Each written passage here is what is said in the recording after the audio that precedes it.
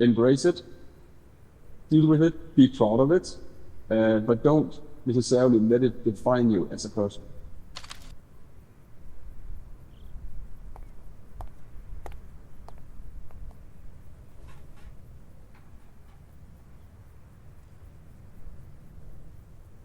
I'm Nicolas Kjaer, founder and CEO of premium leather brands Royal RepubliQ.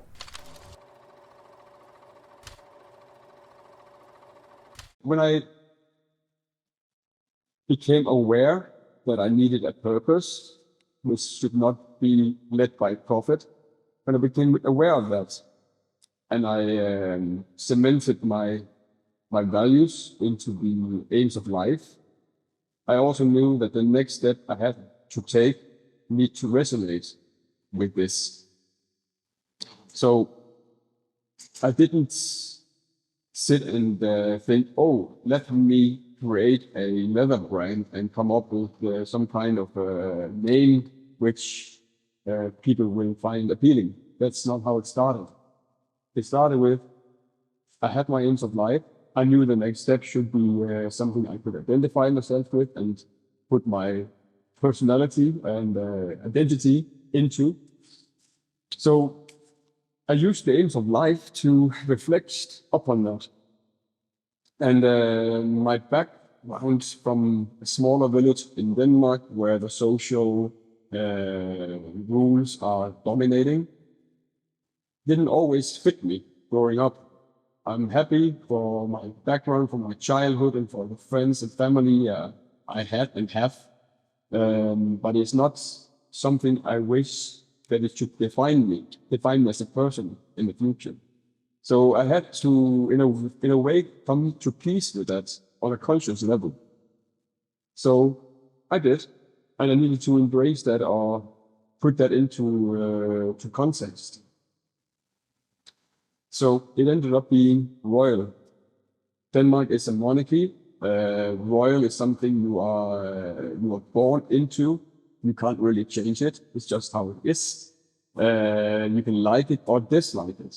So the best thing you can do is to embrace it before you start to battle it and get all kind of ups and downs. So my past, our past, any person's past, I kind of put that into royal. Embrace it, deal with it, be proud of it, but don't necessarily let it define you as a person. So that put me into to the current setting of being in the present. So the past dealt with that, and how did I then visualize or resemble what should be the future, the individual, the way I wanted to make, the way I believe that people should set their course in life on their own terms and not on anyone else's terms. With respect, but our own terms. And I needed to find something which could resemble that. So it's like, if a country is not a sort of royal or monarchy, what is it then? If it's mainly thought as the individual, where the people are the one leading, then it's kind of playing up with, it's a republic. And the minute that word popped up, I had Royal RepubliQ. And I loved it immediately. It's like, this is perfect. This is embracing everything I stand for, the past, the present, and the future, and the way you want to take steps in the future. And at the same time, it also underlines the contradiction in life, at least in me. And I think more persons than me have something which is contradiction in life, because you're either royal, a monarchy, or you are a republic. You are not both. So by putting royal and republic together, I felt I was putting myself and the business and the brand in the middle, where it can maneuver from one to another. It does not need to be put into a fixed box, a fixed category, and that's that. No, it has and should have the opportunity to live its own life and develop and change course and direction. So I was very happy coming to that conclusion of Royal Republic.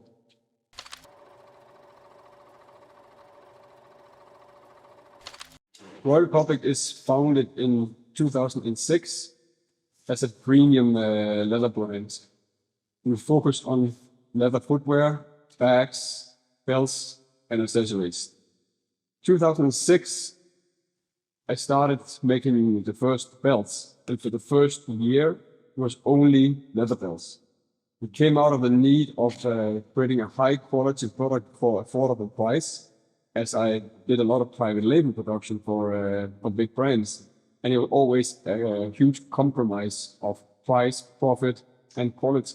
So my aim was to show you could make a high quality product and still keep an affordable price setting. So from 1 year more or less with belts, I had this master idea. I want to create a leather concept brand where we will have footwear, we have bags, and we will have belts as a key feature and additional accessories. So in 2007, we introduced our first bag, followed by a few additional designs. And within that end of that year, we started to make our first footwear too. It developed over time in certain ways, but today we are footwear, men, women. We are bags, men, women, belts for men and women, and we do smaller accessories for men and women.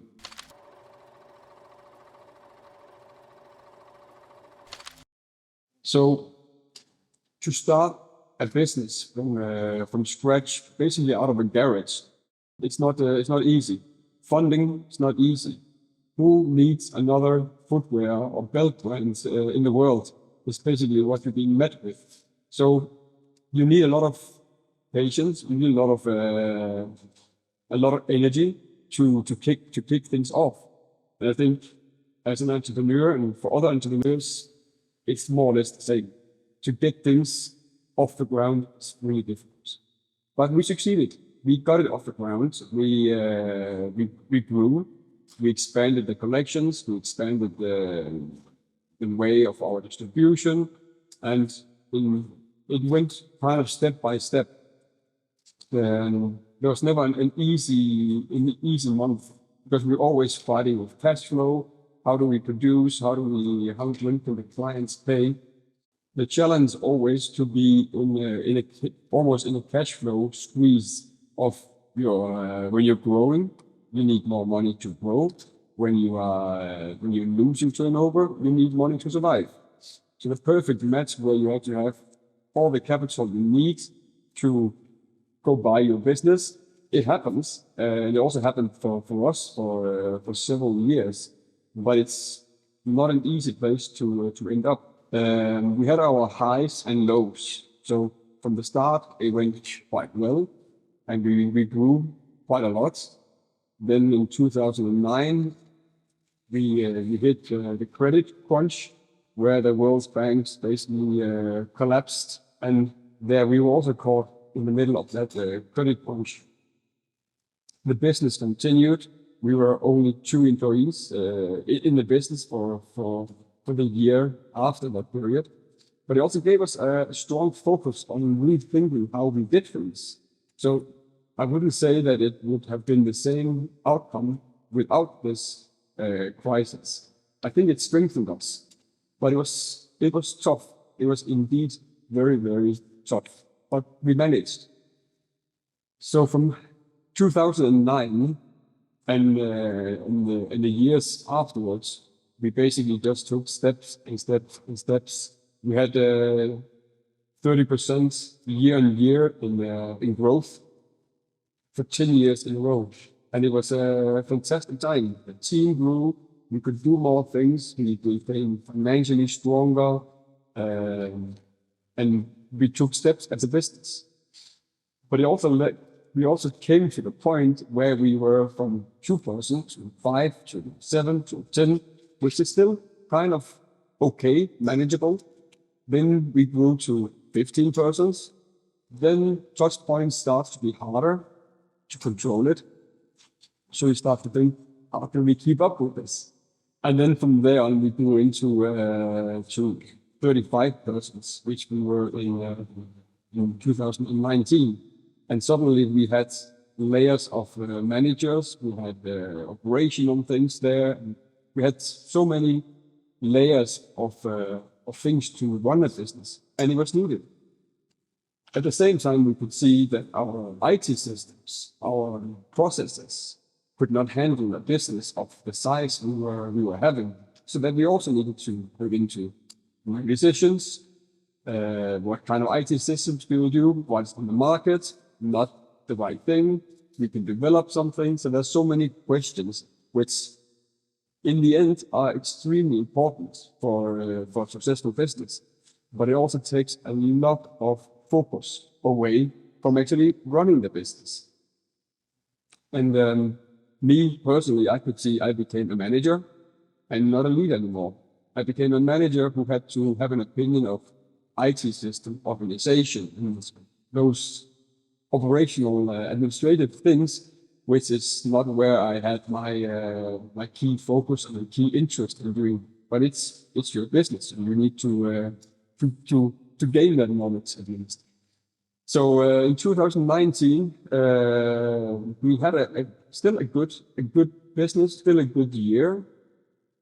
But then we unfortunately hit COVID with the world in lockdown for way too long. And we've always been quite safe. We built up a base of articles, of products which were non-fashion, always relevant, of laptop bags which could cater to a broad audience, high quality, very relevant. We had footwear which had similar features of high relevance, never on fashion, always stable pricing. So these are our two key pillars, which we always said, there's no risk, there's only investment. But COVID definitely changed that, because people working from home didn't need new leather shoes. They basically didn't need that much. They definitely did not need a laptop bag, which were 40% of our business. So those two pillars basically collapsed during COVID. And we were with an organization which were too big, and we had to scale down fast, but we couldn't see the horizon of when will this change. And we did not know how consumer behavior will change. We didn't even think of consumer behavior probably would change. In hindsight, yes, we can see things clearly. But we tried to scale the business as fast as we could. Should have been faster, but we thought we did it as fast as we could. People didn't buy leather shoes, didn't buy laptop bags. So, okay, we were hoping we could come out of this and continue the business as it was before. COVID ended, finally. And business, we expected the business to pick up because now people should go back to work, but it didn't. Consumer behavior had changed. Our distribution, which we had before, did not have focus on the articles we had or had. And you can see the whole landscape was just different. And that was tough. So we kept losing turnover, kept losing business throughout 20, 21, 22, even now in 23. We are on almost all-time low. We feel like we are now today in a new startup with a lot of knowledge, but still almost like in a startup. The aftermath, the post-COVID and change in consumer behavior hit us, but it hit us because it hit a lot of retailers. Inventories of the wrong articles were too high in the market, and I think we can see in most part of the markets we are in, there's too many products. There's too much of everything, and people are holding back. They've changed their behavior, but energy crisis on top also make people a little bit more careful how we spend our money. Very understandable. So from our point of view, we feel like it's everybody is on their own. Our trusted retailers, partners for years, started slowly to pull back. Some stopped with us. There's much more conflicts in terms of if things are okay or not, payment terms, delays. All this is understandable, but it's just the fact. That's the reality we're living in. And we're sitting here and looking into what can we do? Should we just lean back or sit down and hope for things to get better? Which it probably will not. Or should we think, as we did in the beginning, we want to make great products, value for money for consumers. That is still what we want to do. We always did it through a distribution network of retailers, e-commerce. We were selling as a wholesale business to retailers to reach the end consumer. Since, from our point of view, this distribution layer is broken, we need to find new ways to make sure that our products that we are proud of making and believe there is a relevance for, how do we reach the end consumer with those products and those values we stand for? That's the challenge. It's still a challenge, but we believe we have a way to get there. And that's where we in this year started to adapt our market strategy and basically think from scratch. What would we do if we were a new starting company today and had this great idea, this great product? How would we get it out to the end consumer who would appreciate it? So over the years, we had a lot of highs, some lows. The lows tend to fill more space than the highs because they hurt more. But we had some great highs too. We made a pop-up store in Berlin, which was a fantastic experience. We had shop-in-shops installed in some of the best department stores, interior stores in Scandinavia. We opened our own flagship store in the center of Copenhagen, where I had the opportunity to design the interior complete. It was a fantastic time, and we had the money to do it.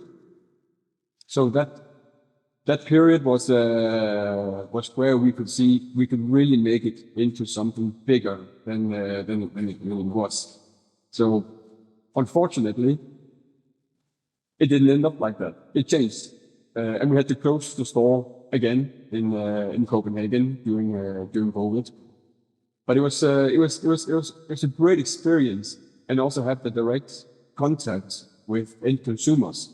That was something we really enjoyed and felt was extremely useful to have the direct engagement.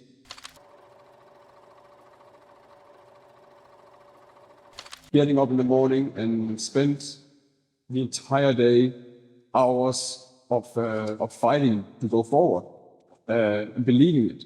It is tough, but I really believe what we're doing, and I really love what I'm doing. So I think it's the passion for what we're doing. It's the creation of our products, but it's also the belief in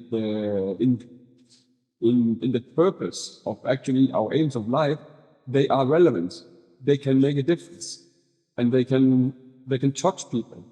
And I believe if we can just make the business a bit stronger, we will have all the opportunities to continue.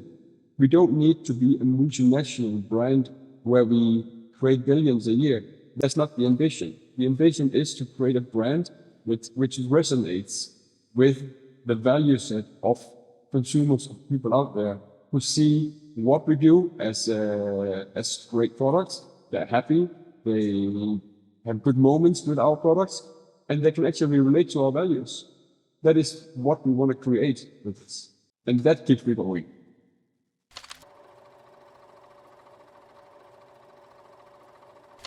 We produce all our articles in Portugal, and in Portugal we make all our footwear and leather belts. And in India we make all our bags and some smaller leather goods. We prefer to work with long-time partners, as partnership is one of the key elements in a successful business, and to achieve better products over time. And it also makes it much more fun and nice to work together when you have these long-time partnerships. So things goes up and goes down, and you will see in any relation that when things are tough, you start to see who are your friends and who are on your side and who has the stamina, the faith, the trust, and the strength to push and pull through together. So that's how we prefer to work in everything we do.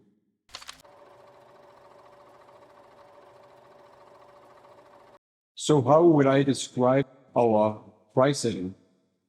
I would still describe our price setting as being value for money. But since we work in leather and we want to make a good high quality, there's a limit to how low we can make the price. If we have to follow our ambition, our design principles of longevity and duration in each article, we can't create products with bad components. So we do our utmost to find the best components for the sharpest price, and then create products out of that.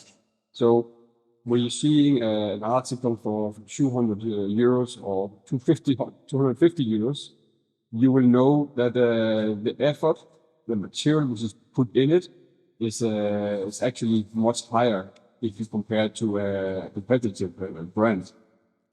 So value for money is still something which is in the center of our creation.